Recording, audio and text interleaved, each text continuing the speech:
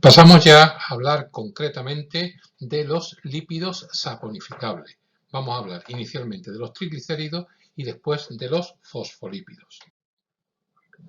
¿Cómo podemos conceptuar, definir un triglicérido o un acilglicérido, como pone en el título? Bueno, pues por definición, un triglicérido o un acilglicérido es un lípido saponificable simple, es decir, que pertenece al grupo de los ololípidos, que estructuralmente es un triéster de ácido graso con glicerina y se hace o se produce una reacción de esterificación. Esto lo vamos a ver más despacio, pero en esta imagen ya tenéis perfectamente descrito lo que es un acilglicérido.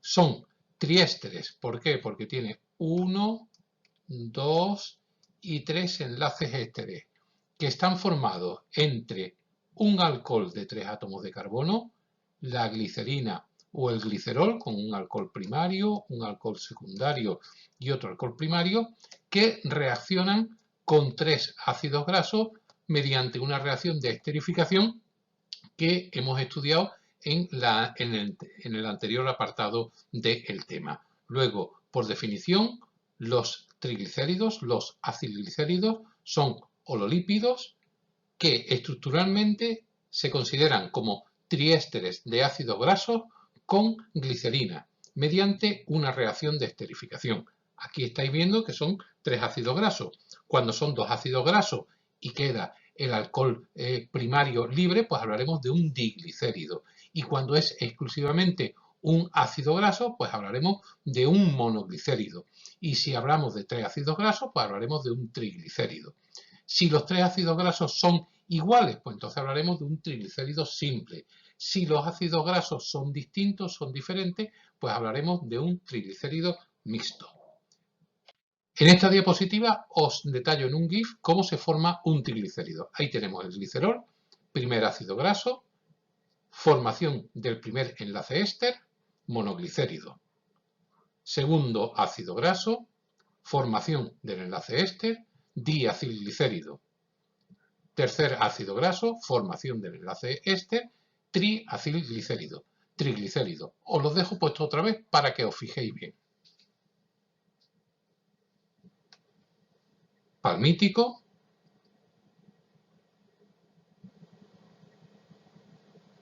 palmitoleico y esteárico. Triéster de glicerina con 3 ácidos grasos. Esta fórmula, esta diapositiva o esta fórmula ya lo he puesto anteriormente, pero me parece que queda muy claro expresado cómo se forma un triglicérido. Aquí tenemos la glicerina o glicerol, CH2OH, CHOH, CH2OH, y aquí tenemos los 3 ácidos grasos, donde exclusivamente se pone el grupo carboxilo. Veis de dónde se desprenden las 3 moléculas de agua y esta estructura que queda aquí formada se llama triacilglicérido o triglicérido. ¿Qué propiedades tienen los triglicéridos? Pues los triglicéridos tienen una propiedad fundamental de la cual deriva su función biológica básica, que es su marcada insolubilidad. Son moléculas apolares, moléculas con muy poca densidad y que cuando se intentan disolver en agua, cuando se agitan en agua, no se llegan a disolver por esa gran insolubilidad que tienen y se forman o se dividen en gotitas muy pequeñas, formando un estado físico de la dispersión que se llama emulsión. Es decir, que los triglicéridos no se disuelven en agua, sino que se emulsionan. ¿Debido a qué? Pues debido a esa insolubilidad que aparece como consecuencia de que al esterificarse el ácido graso con el glicerol, lo que se pierde es la parte polar del ácido graso, la parte hidrofílica del ácido graso. Si perdemos el grupo COOH, si perdemos el grupo carboxílico del ácido graso, las moléculas que resultan son moléculas apolares, son moléculas hidrofólicas, son moléculas con marcada insolubilidad. Tanto es así que se llaman también grasas neutras. Y esas grasas neutras tienen la capacidad, como hemos dicho, de no alterar el equilibrio osmótico, puesto que no se disuelven. Es similar al razonamiento que hemos hecho para los polisacáridos. Por lo tanto, diseñamos las moléculas idóneas para que se constituyan en reserva energética desde el punto de vista biológico. ¿Cómo los podemos clasificar a los triglicéridos? Pues lo vamos a clasificar en 3 grupos atendiendo a su estado físico. Hay triglicéridos sólidos, que también se llaman sebo, triglicéridos líquidos, que se llaman aceite, o triglicéridos semisólidos o mantecas. Los triglicéridos sólidos o sebo están formados generalmente por ácidos grasos saturados con elevado número de carbono, uno con lo explicado en el punto de fusión de los ácidos grasos. ¿Qué quiere decir? Pues que van a formar grasas fundamentalmente de tipo animal que funden a alta temperatura por encima de los 40 grados y el ejemplo más típico pues es el tocino, ¿vale? Estas grasas sólidas formadas por ácidos grasos saturados están desaconsejadas su consumo desde el punto de vista médico. Por contra, tenemos unas grasas, unos triglicéridos que son líquidos porque están formados fundamentalmente por ácidos grasos insaturados o por ácidos grasos saturados de cadena muy cortita, muy cortita. ¿Esto qué quiere decir? Porque tienen un punto de fusión mucho más bajo, funden a menos de 20 grados y en condiciones normales en la naturaleza van a estar de manera líquida. El ejemplo más claro es el aceite de oliva, que es un aceite vegetal y que es muy aconsejable su consumo. Y después tenemos unos triglicéridos mixtos, mantecosos, semisólidos, que tienen ambos tipos de ácidos grasos, saturados, de no muy largo número de carbonos e insaturados, pero con pocos número de dobles enlaces, que son animales y vegetales y tiene un punto de fusión entre los 20 y los 40 grados y son las mantequillas los representantes más característicos de este grupo. La función, pues evidentemente la función de los triglicéridos es fundamentalmente energética. Va a constituir el almacén de reserva energética de los seres vivos dada su marcada insolubilidad y la capacidad de no alterar el equilibrio osmótico. Resultan ser los carburantes metabólicos que suministran mayor cantidad de energía a la célula gracias a la oxidación en las mitocondrias mediante un proceso que se llama beta-oxidación de los ácidos grasos. Y su oxidación total de estos triglicéridos pues, producen aproximadamente 9,4 kilocalorías por gramo. Aquí tenéis un dibujo, un esquema, un corte histológico de tejido adiposo y veis cómo son las células, los adipocitos, que son células cargadas de estos triglicéridos para tener reserva energética. Independientemente de la función energética, también sirven como aislante térmico, también sirve para protección y también sirve como impermeabilizante. La foto del patito nos dice claramente cuál es la función de estos triglicéridos en la piel de estas aves acuáticas que a pesar de que estén en el agua, en el momento que salen del agua, pues se quedan totalmente secas. Segundo tipo de lípidos saponificables de especial relevancia en biología, los fosfolípidos. Igual que hemos hecho con los triglicéridos, empezamos definiéndolo. Entendemos por fosfolípido como un heterolípido, lípido saponificable complejo, que está formado, atentos, por la esterificación de dos ácidos grasos de cadena larga. Uno suele ser insaturado, es decir, que suele tener un doble enlace sobre el glicerol, sobre la glicerina. Bueno, pues hasta aquí exactamente igual que un diglicérido, igual que en vez de un triglicérido, pues un diglicérido. Dos ácidos grasos esterifican a el glicerol. ¿Y qué ocurre con el alcohol que no ha reaccionado con ningún ácido graso? Pues que ese alcohol es esterificado por un ácido fosfórico, formando todo este conjunto, lo que se llama ácido fosfatídico, y en el otro grupo hidroxilo que queda libre del ácido fosfórico se forma un enlace éster con un compuesto polar nitrogenado, generalmente un aminoalcohol, que es lo que diferencia cada tipo de fosfolípido. Vamos a verlo en varios esquemas y así nos quedará más claro. Este esquemita es muy fácil de entender. Aquí en medio tengo el glicerol, la glicerina, con sus 3 alcoholes dispuestos a compartir el grupo hidroxilo. Uno lo comparte con un ácido graso el segundo con el ácido graso. Este suele ser saturado, este suele ser insaturado o monosaturado, y el tercer alcohol se va a esterificar con un fosfato y ese fosfato se va a esterificar con un compuesto polar nitrogenado.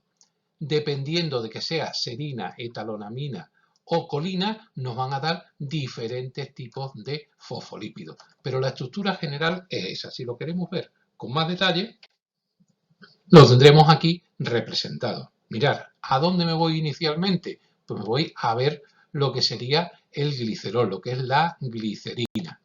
Tengo aquí en la parte superior un enlace éster con el fosfato y otro enlace éster con este aminoalcohol, que es el compuesto polar nitrogenado. Y los otros dos alcoholes van a estar esterificados, veis que señalo el enlace éster, uno con un ácido graso insaturado, doble enlace, y el otro con un ácido graso saturado. Este compuesto es el que conocemos con el nombre de fosfoglicérido o fosfolípido. ¿Cuántas clases de fosfolípidos hay? Bueno, pues va a depender de los compuestos polares nitrogenados que hayamos visto. Tenemos unos fosfoacilglicéridos que responden a la estructura típica que acabo de describir, el glicerol esterificado con dos ácidos grasos, más el tercer alcohol con un fosfato y un compuesto polar nitrogenado, que según sea el compuesto polar nitrogenado, pues tendré lecitina si el compuesto polar nitrogenado es la colina, rico por ejemplo en la yema de huevo, las encefalinas en la cual el compuesto polar nitrogenado es la serina, ¿vale? Es la serina, que es específico encefalina, pues de la grasa que está envolviendo el sistema nervioso central, el cerebro, y las cardiolipinas, que es otro tipo de fosfoacilglicérido con otro compuesto polar nitrogenado, que es la grasa que rodea al corazón. Y después tenemos uno muy específico, que son los fosfoesfingolípidos, en los cuales el alcohol ya no es el glicerol, es la esfingosina, tienen solamente un ácido graso y el segundo compuesto está esterificado por un fosfato y la colina. Y el ejemplo más representativo es la esfingomielina, que si recordáis del año pasado es lo que formaban las células de Schwann y que iban a ir rodeando el sistema nervioso periférico. Ahí tenéis un ejemplo estructural de la lecitina. ¿Qué es la lecitina? Pues la lecitina es un fosfolípido que tenemos aquí inicialmente la glicerina, el glicerol, ¿lo veis? Aquí abajo el fosfato y el compuesto polar, la colina, y aquí tenemos los dos ácidos grasos, uno saturado y el otro insaturado. Aquí tenéis abajo un esquemita de cuáles son cada una de las estructuras, glicerol, fosfato y colina, y aquí abajo una cosa que vamos a utilizar mucho, sobre todo cuando describamos los fosfolípidos en la estructura de la membrana celular que van a tener, que lo vamos a representar de esa manera. ¿Qué es lo que me está representando? Pues esto me está representando el compuesto polar nitrogenado, esto me está representando los dos ácidos grasos, uno insaturado y el otro saturado. Aquí tenéis cómo se forma un fosfolípido. Ahí tenemos el glicerol, primer enlace éster con el ácido palmítico, segundo es un monacilglicérido, segundo enlace éster con el palmitoleico que es insaturado,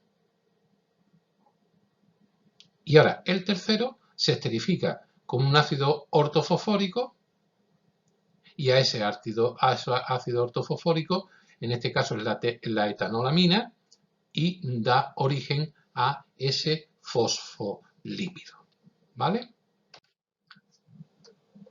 ¿Qué propiedades tienen los fosfolípidos? Pues mirad, tiene una propiedad muy importante y que os va a sonar mucho porque la hemos explicado cuando hablamos de los ácidos grasos, y es que tienen carácter anfipático, tiene una clara bipolaridad, tiene un extremo apolar hidrofóbico, que es la parte no soluble, que está formada por los dos ácidos grasos, tanto el saturado como el insaturado. Esta parte es la parte hidrofóbica de la molécula, y después tenemos un extremo polar, un extremo hidrofílico que está formado por la glicerina, por el ácido ortofosfórico y por el compuesto polar nitrogenado.